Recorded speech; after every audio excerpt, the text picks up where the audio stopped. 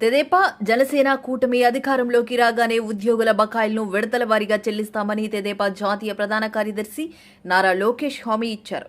తాడేపల్లిలో పూజిత అపార్ట్మెంట్ వాసులతో ఆయన సమావేశం నిర్వహించి మాట్లాడారు.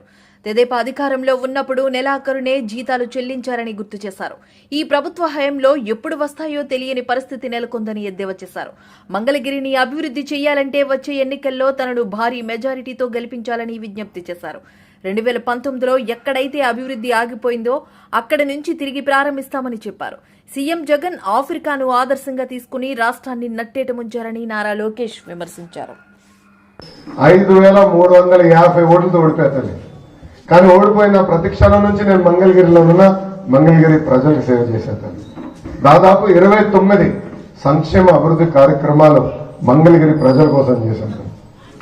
అన్నిట్లో నేను ఈరోజు గర్వపడేది చేనేతలు ఆదుకునేదానికి టాటా సంస్థతో ఒప్పందం కుదిరించుకుని వాళ్ళ కోసం ఒక వీవర్శాల మంగళగిరిలో కట్టించి మళ్ళీ పూర్వ వైభవం తీసుకురావాలి. మంగళగిరి అంటే మగ్గాలనే ఆలోచనతో 25 మగ్గాలతో ఈ రోజు మేము ఆ ప్రాజెక్ట్ మొదలు పెట్టాం. ముందు తీసుకెళ్తాం. సో గెలిచిన వాళ్ళు పట్టించుకోలేదు తల్లి. నేను ఓడిపోయినా మంగళగిరిలో ఉన్నా, మంగళగిరికే సేవ చేశా. నేను ప్రతిపక్ష పార్టీ అభ్యర్థిగా ఓడిపోయిన వ్యక్తిగా ఒక ఐటీ పరిశ్రమ తీసుకొచ్చాను. ఈరోజు దాదాపు 150 మంది అక్కడ పనిచేస్తున్నారు. అంటే ప్రతిపక్షంలోనే నేను ఇంత కష్టపడ్డానంటే రేపు అధికారంలోకి వచ్చిన తర్వాత ఎంత కష్టపడతాను ఒక్కసారి ఆలోచించమని మిమ్మల్ని అందరూ నేను కోరుతున్నాను. అవసరం ఉంది, అది తప్పనిసరిగా నేను చేస్తాను. రెండోది మీటింగ్ అందరూ ఒకటే కంప్లైంట్ చేస్తున్నారు.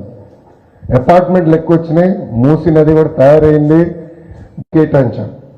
కానీ మున్సిపాలిటీ వైకాపా పార్టీ చేతుల్లో ఉంది. ఆ ప్రాజెక్ట్ ముందరికెళ్ళా తీసుకుంటామని ఈ సభాముఖంగా నేను మీ అందరికీ హామీ ఇస్తున్నాను.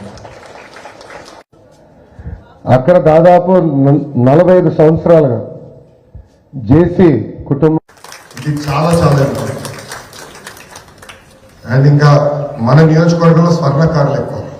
దాదాపు ఇక్కడ చాలా మంది దేశానికి గోల్డ్ క్లస్టర్ గా మంగళగిరిని కేర్ ఆఫ్ అడ్రస్ చేయాలి.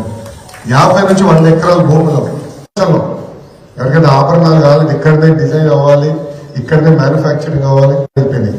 అది ఎందుకు మ్యానుఫ్యాక్చరింగ్ మన దగ్గర చేయకూడదు? మన ఎల్ఈపీఎల్ ఇట్లా వస్తాం. దానివల్ల కనీసం ఒక 40,000 మందికి 30 నుంచి 40,000 మందికి ఏర్పడిన మొదటి 100 రోజుల్లో దానికి పనులు కూడా ప్రారంభిస్తామని ఈ సభ దాంట్లో డౌట్ లేదు. నేను ఇక్కడ నియోజకవర్గం ఎంచుకునే ముందరనే అనేక ఐటీ పరిశ్రమలు వచ్చినాయి. మన నియోజకవర్గంలో పుట్టి పెరిగిన పక్కనే ఉన్న హెచ్సిఎల్ కూడా నిర్మిస్తే అన్నాడు 20,000 మంది పనిచేస్తారని వాళ్ళు భూమి కూడా తీసుకునేకపోయారు. తప్పనిసరిగా స్పిల్వర్ ఐటీ కంపెనీలు కూడా మంగళగిరికి తీసుకొస్తాం. ఇది వాస్తవంగా ఇంటరాక్షన్ ప్రోగ్రామ్.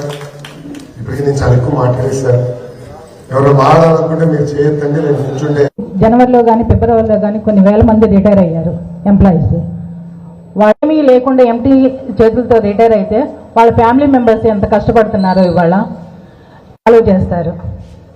మన గవర్నమెంట్ ఎప్పుడు వస్తుందా, మన అమౌంట్ ఎప్పుడు వస్తుందని ఎదురు.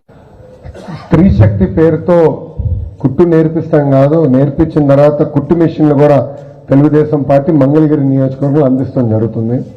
వాళ్ళందరినీ కూడా కలిసాను తల్లి. ఎంబ్రాయిడరీ మెషిన్స్ కూడా తీసుకొచ్చి వాళ్ళందరూ కూడా ఎట్లా ఆదాయం పెంచాలని దానిపైన మేము వర్కౌట్ చేస్తున్నాం. ప్రైవేట్ సంస్థలతో కూడా మారుతున్నాం. రెడీమేడ్ గార్మెంట్స్ మేము చేస్తాం. మీరు అవసరమైతే అదనపు ట్రైనింగ్ కూడా ఇస్తాం. మీరు మాకు పని కల్పించడం కూడా నేను కోరుతాం జరుగుతుంది తల్లి. వాళ్ళతో తప్పనిసరి నేను వర్కౌట్ చేసి ఒక మోడల్ తీసుకొచ్చే బాధ్యత నేను తీసుకుంటా. అది నంబర్ 1. నంబర్ 2, సంక్షేమ అభివృద్ధి అనేది రెండు కలిసికట్టుకెళ్ళాలమ్మా. ఈరోజు ఈ ప్రభుత్వం కేవలం బటన్ నొక్కే కార్యక్రమాలు ఉంది తప్ప అభివృద్ధి చేయాలని ఆలోచన లేదు. దానివల్ల వీరు ఈరోజు అప్పులు చేసి సంక్షేమం చేస్తున్నారు. ఆ అప్పులని ఈరోజు మనకు భారంలాగా మారుతాయి, మన్నెత్తుమని పడతాయి.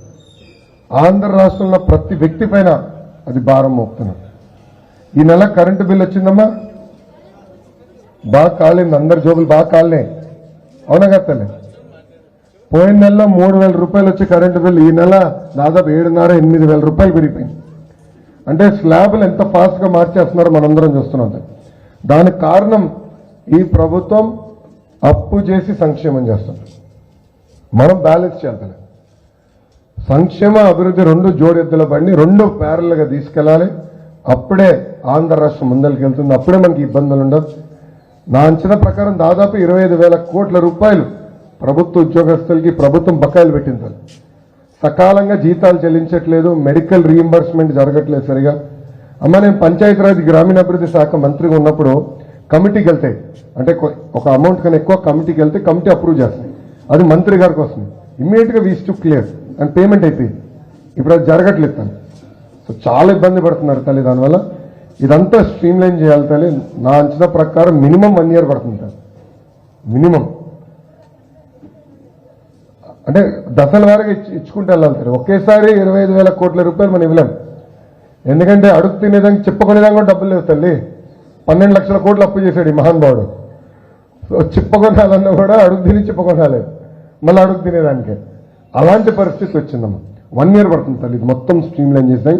బట్ తప్పనిసరిగా గతంలో ఏ విధంగా అయితే ఉద్యోగస్తుల్ని గౌరవించామో, ఉద్యోగస్తుల అభివృద్ధిలో భాగస్వామ్యం చేసామో అదే విధంగా మేము చేస్తాం తల్లి. Thank you. అన్ని డెవలప్మెంట్ రిలేటెడ్ ఇష్యూస్ చెప్పారు. ఒకటి, సర్వీస్ రోడ్లో స్ట్రీట్ లైట్స్ అన్నవి లేవు. ఎన్హెచ్ఏకి మున్సిపల్ కార్పొరేషన్కి మధ్యన కొన్ని ఇష్యూస్ వల్ల అక్కడ లైట్స్ అనేవి పెట్టట్లేదు. ప్లస్